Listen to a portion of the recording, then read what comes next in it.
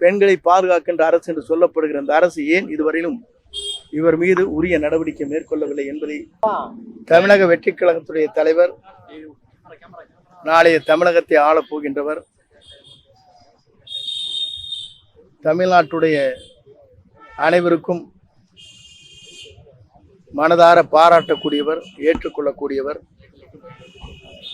இன்று தமிழகமே திரும்பி பார்க்கின்ற அளவிற்கு இளைஞர்கள் நிறைந்திருக்கிற, பெண்கள் நிறைந்திருக்கிற, தாய்மார்கள் நிறைந்திருக்கிற ஒரு இயக்கத்தினுடைய தலைவராக நாளை தமிழகத்தில் 2026 தேசிய கொடி ஏற்றி வைக்கக்கூடிய ஒரு தலைவர் இன்று தமிழக காவல்துறையின் தலைமை காவல்துறை அதிகாரி அவர்களை சந்தித்து இன்று ஒரு மனுக்களை கொடுத்திருக்கிறார்கள். பல்வேறு பணிகள் இன்றைக்கு அவருக்கு இருந்தாலும் கூட அதை தவிர்த்துவிட்டு பெண்களுடைய இழிவுபடுத்தி பேசிய வார்த்தைகளை மனதிலே வைத்து நம்முடைய தமிழக வெற்றி கழகத்துடைய பெண்களை தரம் தாழ்த்தி பேசி வரும் திரு பொன்ராஜ் அவர்களை மீது கடுமையான நடவடிக்கை எடுக்கப்பட வேண்டும் என்ற நோக்கத்தோடு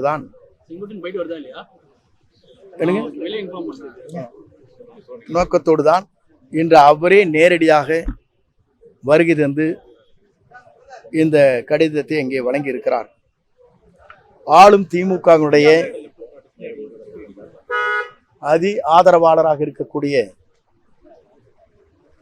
அதற்கு செயல்பட்டு கொண்டிருக்கிற திரு பொன்ராஜ் அவர்கள் இது போன்ற வார்த்தைகளை சொல்லி இருப்பது உண்மையிலேயே தமிழ்நாட்டில் இருக்கிற பெண்கள், தமிழகம் இருக்கும் அம்மா, அக்கா, தங்கைகள் போன்றவர்களுக்கு இந்த வார்த்தைகள் என்பது உங்களை போன்றவர்களுக்கு தெரியும். இது போன்ற வார்த்தைகளை யாருமே உச்சரித்தது கிடையாது. அப்படிப்பட்ட வார்த்தைகளை தமிழ்நாட்டு பெண்கள் இனத்தையே விலை மாதர் என்ற அர்த்தத்தில் பேசியிருப்பது உண்மையிலே வேதனைக்குரிய ஒன்று. இவர் ஏன் இப்படி பேசினார் என்பதற்கு சில காரணங்கள் இருக்கிறது. திமுகவின் பின்னணி இருக்கிறது என்பதுதான் எங்களால் புரிந்து கொள்ள முடிகிறது. இல்லை என்றால் உடனடியாக அரசு இதற்கு நடவடிக்கை மேற்கொண்டிருக்க வேண்டும்.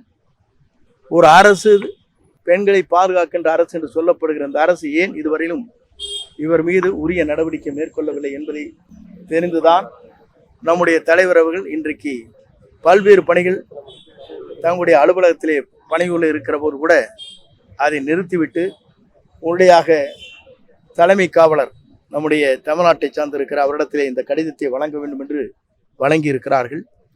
இதில் குறிப்பாக அவர் மீது இது போன்ற வார்த்தைகளை சொல்லியிருக்கிற அவர் மீது கடுமையான நடவடிக்கை மேற்கொள்ள வேண்டும் என்பதுதான் அவருடைய கடிதத்தின் மூலமாக கொடுக்கப்பட்டிருக்கிற நிலை.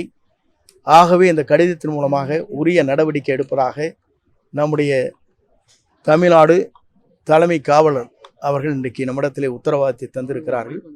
பொறுத்திருந்து பார்ப்போம். சார் சந்திச்சுட்டு போயிட்டாங்களா? மனு வாங்கிட்டு என்ன டிஜிபி என்ன சொன்னாங்க?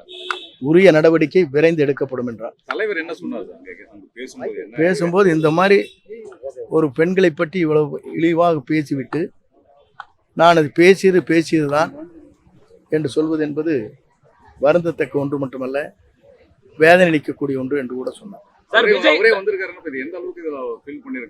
இவர் உண்மையிலேயே நம்முடைய கழகத்தை சார்ந்திருக்கிற தாய்மார்களையும் சகோதர சகோதரிகளையும் இது போன்ற வார்த்தைகளை சொல்லியிருப்பது ஏற்றுக்கொள்ள முடியாது என்ற நிலையிலே தான் அவரே நேரடியாக வந்திருக்கிறார். நடவடிக்கை எடுக்கலன்னா அடுத்த கட்டமா என்ன முடியும்? பொறுத்திருந்து பாருங்கள். அதற்கு பிறகு என்ன செய்வோம் என்பதை நீங்கள் தெரிந்து கொள்வீர்கள். சார், பெரம்பூர்ல பிரச்சாரத்தை நடத்த போறதா சொல்லியிருக்காங்க. நாளைக்கு வேட்பாளர் அறிமுகம் நடக்க போகுது. அதுக்கெல்லாம் எந்த அளவுக்கு தயாராக இருக்குங்க? 234 வேட்பாளர்களும் தயாரா சார்? பொதுவாக இன்று மீண்டும் அவரை நாங்கள் சந்திக்க போகிறோம். அதற்கு பிறகுதான் என்ன முடிவு என்பதை எங்களால் தெரிந்து கொள்ள முடியும். இன்னும் வேட்பாளர் உறுதி ஆகலையா சார்? இல்ல, அதுக்கு பிறகுதான் எதுவாக இருந்தால் எந்த கருத்துக்களை எங்களால் வழங்க முடியும். இதை மட்டும் நீங்கள் எடுத்துக்கொள்ளுங்கள். இது மக்களுக்கு சென்று அடையட்டும். அதற்கு பிறகு நாங்கள் எங்கள் கருத்துக்களை நாளை சொல்லுவோம். சார், என்ன நடவடிக்கை எடுக்கணும்னு நினைக்கிறீங்க? அஜய்